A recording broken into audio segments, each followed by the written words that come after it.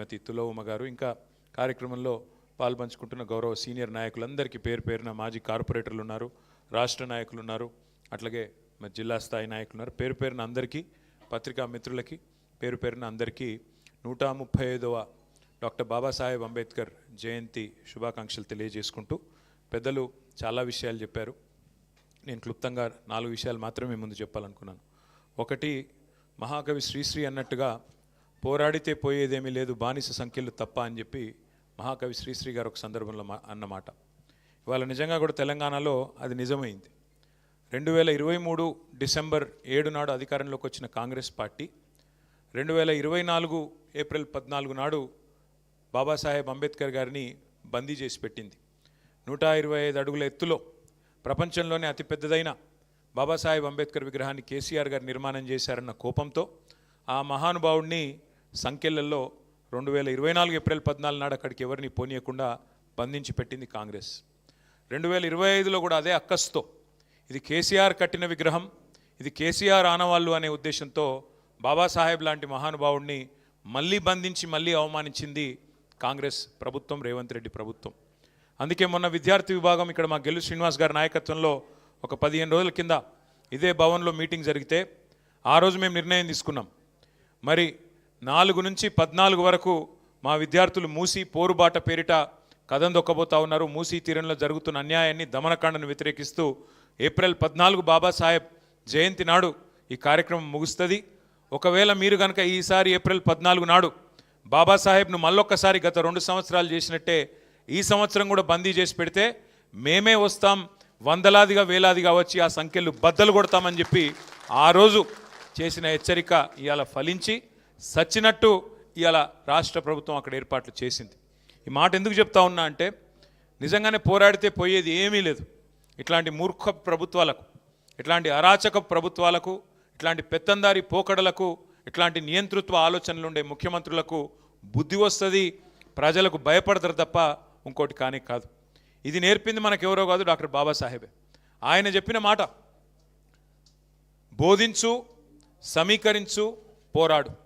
కేసీఆర్ గారు అదే ఆలోచన విధానంతో, అదే అంబేద్కర్ తత్వాన్ని జీర్ణం చేసుకొని లక్షల సంఖ్యలో ప్రజల్ని సమీకరిస్తూ తెలంగాణ రాష్ట్ర ఏర్పాటు ఆవశ్యకతను వారికి వివరిస్తూ, తెలంగాణ రాష్ట్రం ఏర్పడితే ఎవరికి ఏం ప్రయోజనం వస్తుందో వివరించి చెబుతూ, అడుగడుగున తెలంగాణ కోసం పోరాడుతూ చివరికి సావు నోట్లో తలబెట్టి ఆ బోధించు, సమీకరించు, పోరాడు అనే అంబేద్కర్ తత్వాన్ని పూర్తి స్థాయిలో వంట పట్టించుకొని అల్టిమేట్గా రాష్ట్రాన్ని సాధించింది అంబేద్కర్ గారి బాటలో, అంబేద్కర్ గారు రాసిన రాజ్యాంగం ఆలంబనగా. ఆర్టికల్ 3 అనేదే లేకపోతే రాజ్యాంగంలో ఇవాళ తెలంగాణ రాష్ట్రం లేదు. ఈ మాట కేసీఆర్ గారు శాసనసభ వేదికగా చెప్పారు. అంత మాత్రమే కాదు, నిజంగా అంబేద్కర్ గారు చెప్పిన ఒక గొప్ప మాట, ఒక గొప్ప ఆలోచన విధానం, విద్యనే అల్టిమేట్గా వికాసానికి, విద్యనే సమాజంలో సమానత్వానికి దారితీస్తుందనే ఒక ఆలోచన ఏదైతే ఉన్నదో దానికి అనుగుణంగా పెద్దల ఆర్ఎస్ ప్రవీణ్ గారి నాయకత్వంలో ఆనాడు వారు సెక్రటరీగా ఈశ్వర్ గారు, అదేవిధంగా కమలాకర్ గారు మంత్రులుగా, మా సత్యవతి రాథోడ్ గారు మంత్రులుగా, ఎస్సీ ఎస్టీ బీసీ మైనారిటీ మా ఉప ముఖ్యమంత్రి గారి నాయకత్వంలో ఆనాడు 1000 గురుకుల పాఠశాలలు పెట్టి దాదాపు 6.5 లక్షల మంది పిల్లలకు సంవత్సరానికి 1,20,000 రూపాయల చొప్పున వారి మీద ఖర్చు పెడుతూ వారిని ప్రపంచంతో పోటీపడే పౌరులుగా తయారు చేయాలనే సంకల్పాన్ని తీసుకున్నది కేసీఆర్ ప్రభుత్వం. ఇవాళ వాటిని కూడా సరిగ్గా నిర్వహించలేకపోతున్నది రేవంత్ రెడ్డి ప్రభుత్వం. ఆ 1000 గురుకులాల్లో ఇవాళ మరణ మృదంగం మోగుతూ ఉన్నది.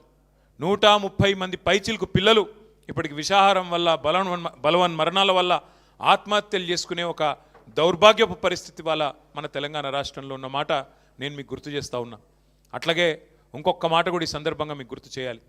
కాంగ్రెస్ పార్టీకి ఎన్నడైనా కూడా డాక్టర్ బాబాసాహెబ్ అంబేద్కర్ గారిని రాజకీయ అవసరాల కోసం వాడుకున్న తప్ప వారికి ఎన్నడూ గౌరవం ఇవ్వలేదు కాంగ్రెస్ పార్టీ. 1952లో 54లో తర్వాత 2 సార్లు బాబాసాహెబ్ని పార్లమెంట్కి రాకుండా కుట్ర చేసి ఓడగొట్టింది కాంగ్రెస్ పార్టీ.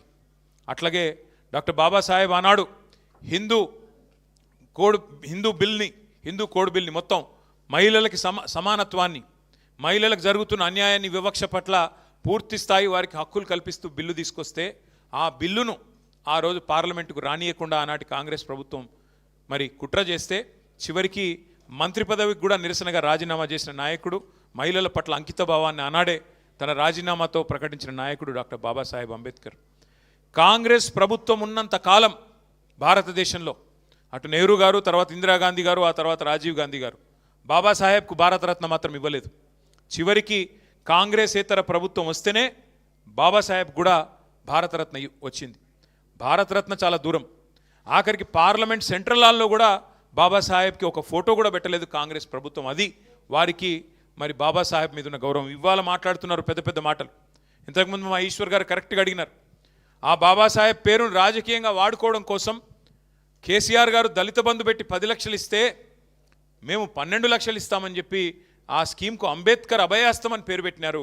ఇలా మహానుభావుని మళ్ళీ ఒక్కసారి ఆ స్కీమ్ పేరు పెట్టి మళ్ళీ అవమానించి, అమలు చేయకుండా అవమానించి దళితులతో పాటుగా మరి బాబాసాహెబ్ని కూడా అవమానించింది కాంగ్రెస్ ప్రభుత్వం. ఇక మన నాయకుడు కేసీఆర్ గారు చేసింది పెద్దలంతా చెప్పినారు. 1000 గురుకుల పాఠశాలలు పెట్టడం మాత్రమే కాదు, దళిత బంధు లాంటి ఒక విప్లవాత్మకమైన కార్యక్రమాన్ని, దళితుల జీవితాలను శాశ్వతంగా మరి మార్చివేసే పథకాన్ని తీసుకొని రావడమే కాదు, ఒక విప్లవాత్మకమైన పథకం అది. దళిత బంధు లాంటి పథకం తేవాలంటే, రైతు బంధు లాంటి పథకం తేవాలి అంటే నాయకుడికి కలేజా ఉండాలి. ఆ కలేజా ఉన్న నాయకుడు మన కేసీఆర్ గారు. నార్మల్ నాయకులతో కావు ఇట్లాంటి ఆలోచనలు. అందుకే అట్లాంటి ఆలోచనతో లక్షలాది మందికి 5 ఏళ్లలోనే మరి 15-16 లక్షల కుటుంబాలకు న్యాయం చేయాలన్న ఆలోచనతో కేసీఆర్ గారు పోతే, మరి దాన్ని మించిన పథకం మేము తెస్తామని చెప్పి అంబేద్కర్ అభయహస్తం అని చెప్పి చేవెళ్లలో మల్లికార్జున్ ఖార్గే గారిని పిలిచి ఎస్సీ ఎస్టీ డిక్లరేషన్ అని చెప్పి మోసం చేసింది కాంగ్రెస్ పార్టీ. ఇవాళ రాష్ట్రంలో ఉండే ఎస్సీ ఎస్టీ సోదరులకు నేను విజ్ఞప్తి చేస్తా ఉన్నా, గుర్తు చేసుకోవాలని కోరుతా ఉన్నా. ఒక ఎస్సీ ఎస్టీ డిక్లరేషన్లో ఒకటి చెప్పలేదు మాట 12 లక్షలని, ఇంకా చాలా చెప్పినారు. ఎస్సీలకు 18% రిజర్వేషన్ చేస్తామన్నారు. ఇవాళ 16 ఉన్నది, దాన్ని 18 చేస్తామన్నారు. ఎస్టీలకు 10% ఉన్నది, రిజర్వేషన్ పెంచుతాం 12% చేస్తామన్నారు. ఇలా దాదాపు 2.5 ఏళ్ళు గడిచినా మర్చిపోయారు. ఎస్సీ ఎస్టీలకు ఇండ్లకు మిగతా వర్గాలకు 5 లక్షలు ఇస్తే ఎస్సీ ఎస్టీలకు 6 లక్షలు ఇస్తామని చెప్పారు. ఒక్కొక్క ఇల్లు కట్టుకుంటే ఇందిరమ్మ ఇంటికి 6 లక్షలు మీరు ఎస్సీ ఎస్టీ అయితే అన్నారు. ఎస్సీ ఎస్టీలకు జాగా లేకపోతే జాగా కూడా ప్రభుత్వమే ఇస్తుందని చెప్పినారు. అట్లాగే ఇంకొక మాట కూడా చెప్పారు విద్యార్థులకు, ఎస్సీ ఎస్టీ విద్యార్థులకి, బీసీ విద్యార్థులకి 10వ తరగతి పాస్ అయితే 10,000, 12వ తరగతి పాస్ అయితే 15,000, డిగ్రీ పాస్ అయితే 25,000, పీజీ పాస్ అయితే 1,00,000, పిహెచ్డి చేస్తే 5 లక్షలు ఇస్తామని చెప్పి నమ్మబలికి ఇంకా చాలా మాటలు చెప్పి ఎస్సీ ఎస్టీ డిక్లరేషన్లో కూడా కాంట్రాక్టులు 42% ఇస్తామన్నారు. బీసీలకి కాంట్రాక్టులలో 18% ఇస్తా అన్నారు. ఎస్సీలకి కాంట్రాక్టులలో, ప్రభుత్వ కాంట్రాక్టులలో, ఎస్టీలకు 12% ఇస్తామన్నారు. మొత్తం వెరసి 72% ప్రభుత్వ కాంట్రాక్టులలో బీసీ ఎస్సీ ఎస్టీలకే మేము అవకాశం ఇస్తామని చెప్పి అభయహస్తం పేరిట మేనిఫెస్టో రాసి అందులో స్పష్టంగా చెప్పింది కాంగ్రెస్ పార్టీ. ఇవాళ 2.5 సంవత్సరాలైంది. ఈ 2.5 సంవత్సరాలలో దగ్గర 1,00,00,000 కోట్ల కాంట్రాక్టులు పిలిచిండు రేవంత్ రెడ్డి. వచ్చినాయా మరి ఎస్సీ ఎస్టీ బీసీబీలకు 72% వాటా ప్రభుత్వ కాంట్రాక్టులలో వచ్చిందా? రేపో మాపో మూసీ పిలుస్తారట, మూసీ కాంట్రాక్టులు ఇస్తాడా రేవంత్ రెడ్డి? ఇస్తాడా రేవంత్ రెడ్డి 72% వాటా తెలంగాణలోని ఎస్సీ ఎస్టీ బీసీలకు చెప్పినట్టుగా? అంటే 1 కాదు 2 కాదు, ఎన్ని రకాల వంచన అంటే ఆనాడు కేసీఆర్ గారు అంబేద్కర్ ఓవర్సీస్ స్కాలర్షిప్ పేరిట 20 లక్షల రూపాయలు మన పిల్లలకి ఆనాడిస్తే, మౌలానా అబుల్ కలాం ఆజాద్ పేరిట మైనారిటీ పిల్లలకు స్కాలర్షిప్లు ఇస్తే, మహాత్మా జ్యోతిబా ఫూలే పేరిట ఓవర్సీస్ స్కాలర్షిప్లు 20 లక్షల రూపాయలు ఇస్తే, అట్లాగే స్వామి వివేకానంద పేరిట అగ్రవర్ణాల్లో ఉండే పేదలకు కూడా ఆనాడు కేసీఆర్ గారు ఓవర్సీస్ స్కాలర్షిప్ పెట్టి 7,000 మంది పిల్లల్ని విదేశాల్లో విద్యకు పంపితే ఏమన్నాడు రేవంత్ రెడ్డి గారు? ఇదంతా తక్కువ, మేము వచ్చినాక ఇంకా ఎక్కువ చేస్తాం, ఇంకా పొడుగు చేస్తామన్నాడు. ఇలా ఆ పిల్లలకు 1 రూపాయి ఇస్తలేడు.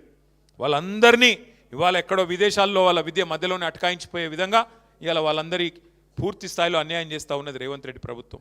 ఇదంతా ఎందుకు గుర్తు చేస్తూ ఉన్నా అంటే, మన సోదరులు ఎవరు మాట్లాడినా ఈ మధ్యకాలంలో 6 గ్యారెంటీల గురించే మాట్లాడుతున్నారు. కానీ మనం కూడా ఖచ్చితంగా అందరినీ అలర్ట్ చేయాల్సిన అవసరం ఉంది. ఎస్సీ ఎస్టీ డిక్లరేషన్ పేరిట కాంగ్రెస్ చేసిన మోసాన్ని ఈ రాష్ట్రంలోని ప్రతి గిరిజన తాండాకు, ప్రతి గిరిజన గూడానికి, ప్రతి దళిత వాడకు, ప్రతి దళిత గ్రామానికి ప్రతి దళిత సోదరుడికి సోదరికి తెలిసే విధంగా వాళ్ళను జాగృతం చేయాల్సిన బాధ్యత ప్రధాన ప్రతిపక్షంగా మన మీదనే ఉన్నది. బీసీల గొంతు కోసి 1,00,000 కోట్ల బడ్జెట్ అని చెప్పి మాటలు చెప్పి ఇవాళ 3 బడ్జెట్లు పెట్టినా 3 కలిపితే కూడా 20,000 కోట్లు పెట్టకుండా మరి బీసీలకు మోసం చేసిన ప్రభుత్వం కాంగ్రెస్ ప్రభుత్వం అనే మాటను ప్రతి బీసీ సోదరుడికి సోదరికి వివరించి ఒక్కొక్క గ్రామంలో అవసరమైతే మీటింగ్ పెట్టి చెప్పాల్సిన బాధ్యత మన మీద ఉంది. అయితే ఇక చాలా ఉన్నది. ఎస్టీలకు మోసం, మైనారిటీలకు మోసం, బీసీ సబ్ ప్లాన్ అన్నారు, మైనారిటీ సబ్ ప్లాన్ అన్నారు, ఇంకా 420 హామీలు ఇచ్చినారు. ఈ అన్నిటి విషయంలో తప్పకుండా మనం ఏప్రిల్ 27 తర్వాత ఏప్రిల్ 27 నాడు మన పార్టీ ఆవిర్భావ దినోత్సవం ఉన్నది. ఏప్రిల్ 20 నాడు మన నాయకుడు కేసీఆర్ గారు జగిత్యాలలో జరిగే బహిరంగ సభకు హాజరు కాబోతా ఉన్నారు. కాబట్టి ఈ 2 కార్యక్రమాలు అయిన తర్వాత మే జూన్ నెలలో నేను పెద్దలు ఈశ్వర్ గారిని ఆర్ఎస్ ప్రవీణ్ గారిని కోరుతా ఉన్నా, అట్లాగే మా సోదరులందరినీ కోరుతా ఉన్నా, ముందుగా ఎస్సీ ఎస్టీలతోనే ప్రారంభం చేద్దాం ఎక్కడో దగ్గర. అట్లాగే ఆ డిక్లరేషన్లు వీళ్ళు ప్రకటించిన రోజు కూడా మనం తప్పకుండా ప్రజలకు గుర్తు చేయాల్సిన అవసరం ఉంది. కామారెడ్డి డిక్లరేషన్, చేవెళ్ళ డిక్లరేషన్, మహిళా డిక్లరేషన్ ఏదైతే చేసినారో, వరంగల్లో రైతు డిక్లరేషన్, యువజన డిక్లరేషన్ హైదరాబాద్లో, విద్యార్థి డిక్లరేషన్ ఇక్కడే, మహిళా డిక్లరేషన్, ఒక్కొక్క వర్గానికి సంబంధించి కాంగ్రెస్ చేసిన ప్రామిస్ల మీద మనం కూడా అంతే పకడ్బందీగా అవసరమైతే అదే స్థలంలో అదే పట్టణంలో బ్రహ్మాండమైన బహిరంగ సభలతో పాటు జాగృతం చేసే విధంగా ఈ 2 ఏళ్ల కార్యాచరణ రూపొందించుకుందాం. తప్పకుండా నాకైతే విశ్వాసం ఉంది. కేసీఆర్ గారు నిబద్ధతతో 125 ఫీట్ల విగ్రహం మాత్రమే కాదు, డాక్టర్ బాబాసాహెబ్ పేరు మన సెక్రటేరియట్కే పెట్టడంతో పాటు ఆ రోజు భారతీయ జనతా పార్టీ ప్రభుత్వాన్ని మనం డిమాండ్ చేసినాం అసెంబ్లీలో. అయ్యా మేము కొత్త సచివాలయం కట్టి అంబేద్కర్ గారి పేరు పెట్టుకున్నాం, మీరు పార్లమెంట్ కడుతున్నారు, కొత్త పార్లమెంటు భవనం, ఆ పార్లమెంటు భవనానికి కూడా ఖచ్చితంగా డాక్టర్ బాబాసాహెబ్ పేరు పెట్టాలి అని ఆ రోజు తీర్మానం చేసింది కేసీఆర్ ప్రభుత్వం. పార్టీగా కాదు, ప్రభుత్వంగానే శాసనసభలో తీర్మానం చేసి పంపినాం. ఇలా నిజంగానే భారతీయ జనతా పార్టీకి కూడా ఈషన్ మాత్రం గౌరవం ఉన్నా వారు స్పందించేటోళ్ళు, నిజంగా కాంగ్రెస్ పార్టీకి అనుమాత్రం గౌరవం ఉన్నా వారు కూడా పార్లమెంట్లో ప్రస్తావించేటోళ్ళు. కానీ ఇద్దరు కూడా దొందే, ఇద్దరు కూడా అల్టిమేట్గా అంబేద్కర్ అంటే గిట్టని వాళ్ళే తప్ప ఈ దేశంలో మాత్రం ఇంకొక ఆలోచన వారిద్దరికి కూడా లేదు. ఇంకొక మాట కూడా మనం ఈ సందర్భంగా గుర్తు చేసుకోవాలి. డాక్టర్ బాబాసాహెబ్ని కొందరివాడుగా చిత్రీకరించే కొంత ప్రయత్నం. ఒకటి మాత్రం పక్కా, మనిషి పుట్టిన 5 నిమిషాలకి పుట్టేది కులం.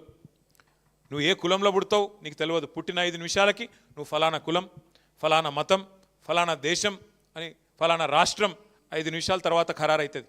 ఇక వాటి గురించి జీవితం అంతా సచ్చదాకా కొట్లాడుకుండే. నీ కులమేంది, నీ మతమేంది, నీ దేశమేంది, నీ ప్రాంతమేంది, దాని గురించి మళ్ళీ సచ్చదాకా. మనిషి పుట్టినాక 5 నిమిషాలకు పుట్టే కొన్ని విషయాలను పట్టుకొని జీవితాంతం తనలాడే పరిస్థితి. కానీ మనందరం గర్వంగా ఒక మాట మాత్రం చెప్పుకోవాలి. ఆనాడు ఈ రోజు అంటే చాలామంది మన పిల్లలు విదేశాల్లో చదువుతున్నారు, కానీ ఆ రోజు విదేశాలకు పోవడమే కష్టతరమైన రోజుల్లో, అందులో భారతదేశంలో ఉండే కులతత్వం, భారతదేశంలో ఉండే కులస్వామ్యంలో ఆ రోజుల్లో ఆనాడు డాక్టర్ బాబాసాహెబ్ అంబేద్కర్ గారు 110 సంవత్సరాల కిందట లండన్ స్కూల్ ఆఫ్ ఎకనామిక్స్లో చదువుకున్నాడు, కొలంబియా యూనివర్సిటీకి పోయి పిహెచ్డి చేసినాడు. అట్లాంటి విశ్వమానవుడిని ఎవరైనా తక్కువ చేసి మాట్లాడితే మనందరం ఒకటే గొంతుతో ఒకటే మాట చెప్పాలా, ఈ దేశంలో మహాత్మా గాంధీ ఎంత గొప్పవాడో, మహాత్మా గాంధీ ఎట్లా అందరివాడో, అంబేద్కర్ కూడా ఖచ్చితంగా అందరివాడే. అంబేద్కర్ కొందరివాడు కాదు. ఈ దేశంలో రాజ్యాంగాన్ని ఇచ్చిన నాయకుడు, ఈ దేశంలో అణగారిన వర్గాలకు గొంతిచ్చిన నాయకుడు, మహిళలకు ఓటు హక్కు ఇచ్చిన నాయకుడు, అల్పసంఖ్యాకులైన తెలంగాణ ప్రజలకు అల్టిమేట్గా రాష్ట్రాన్ని ఇచ్చిన నాయకుడు డాక్టర్ బాబాసాహెబ్. అట్లాంటి నాయకుడిని కొందరివాడుగా పరిగణించి కొందరివాడుగా ఎవరైనా చూపెట్టే ప్రయత్నం చేస్తే అది వాళ్ళ బుద్ధి తక్కువతనమవుతుంది. ఒకనాడు వెలివేసినట్టుండే దళిత వాడల్లో అక్కడ మాత్రమే పెట్టుకోవాలి అంబేద్కర్ విగ్రహాన్ని అనే కాడ నుంచి హైదరాబాద్ నడిబొడ్డున సెక్రటేరియట్ పక్కన హైదరాబాద్ నడిబొడ్డున విగ్రహాన్ని పెట్టిన నాయకుడు కేసీఆర్ గారు. మాటల్లో కాదు చేతల్లోనే అంబేద్కర్ తత్వాన్ని, అంబేద్కర్ మీద గౌరవాన్ని చూపెట్టిన నాయకుడు కేసీఆర్ గారు. అందుకే జై భీమ్, జై తెలంగాణ, జై కేసీఆర్ అనే నినాదంతో ముందుకు పోదాం. తప్పకుండా కాంగ్రెస్ పార్టీ యొక్క దుర్మార్గ ప్రభుత్వాన్ని అడుగడుగున ఎదుర్కొందాం. చివరిగా నేను చేసే విజ్ఞప్తి, ఇక్కడికి వచ్చిన ప్రతి ఒక్కరు, మీకు బాబాసాహెబ్ మీద గౌరవం ఉంటే ఇక్కడికి వచ్చిన ప్రతి ఒక్కరిని కొడతా ఉన్నా, ఈడికెళ్ళి సీదా మనం మన పెద్ద అంబేద్కర్ విగ్రహం కాడికి పోదాం. ఏమాత్రం గౌరవం ఉన్నా మీరు ఈడికెళ్ళి ఆడికి రావాలి. అక్కడ పెద్ద కార్యక్రమం మన నాయకుడు తలసాని గారు ఏర్పాటు చేసినారు. మీరందరూ కూడా పాల్గొనాలని కోరుతూ జై భీమ్, జై తెలంగాణ.